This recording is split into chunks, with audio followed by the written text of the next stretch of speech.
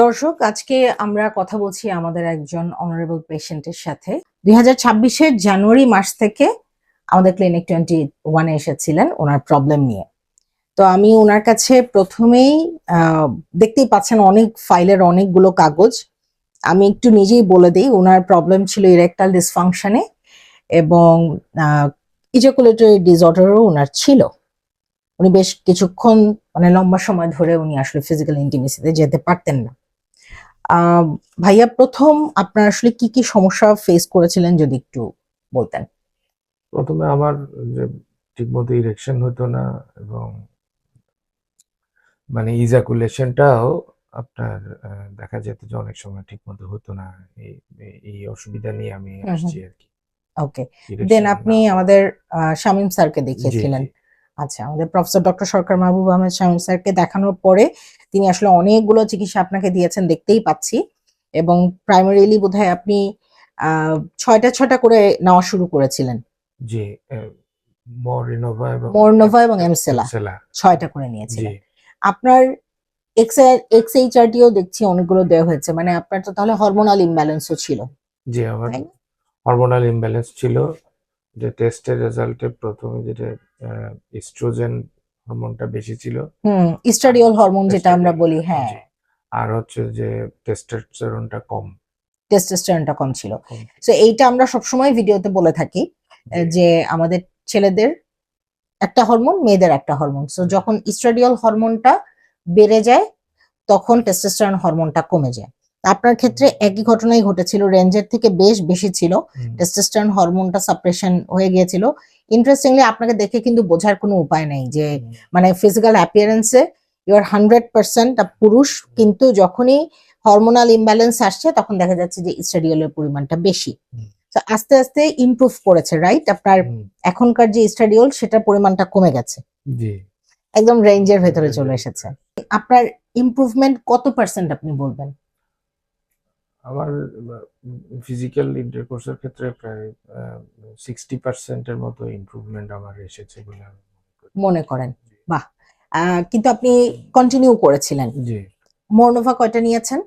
মনোরমা আমি 18টা নিছি। মানে শকওয়েভ থেরাপি আপনি প্রায় 18টা সেশন নিয়েছেন। জি আর এমসেলা সেশন? এমসেলাও 18টা। বাহ! এমসেলাও আপনি 18টা নিয়েছেন। তার মানে আপনি তো খুবই ধৈর্য ধরে একটা লম্বা সময় ধরে জি এই সেশন গুলো নিয়েছেন। এমনিতে ওভারঅল এখানে আপনার আসতে কেমন লেগেছে? ক্লিনিক 21 এ আমার এসে কাছে খুব কেমন ভালো লেগেছে? লাগছে। আহ, এখানকার সকলেরই আন্তরিক সেবার একটা ইয়ে আছে। তাছাড়া এখানে আমার প্রবলেমটা সলিউশন হওয়াতে আমি satisfied. Thank you so much. আপনি 2টা কাউন্সেলিং সেশনও করেছিলেন। জি কাউন্সেলিং সেশন নিয়ে কিছু বলতে চান? হ্যাঁ, আমি আসলে আপনার সাথে কাউন্সেলিং সেশনে অংশগ্রহণ করছি ২টা। ওটাতে অনেক কিছু আমার যেগুলি আসলে কাউকে আসলে শেয়ার করার মতো না, এই ধরনের অনেক ইনফরমেশন আপনার সাথে আমি শেয়ার করতে পারছি এবং সলিউশনগুলি বা আপনার পরামর্শগুলি আমার খুব কাজে লেগেছে। বাহ! তার মানে হচ্ছে আমাদের কাউন্সেলিং সেশনটাও আসলে আপনাকে হেল্প করেছে জি, কোনো না কোনোভাবে।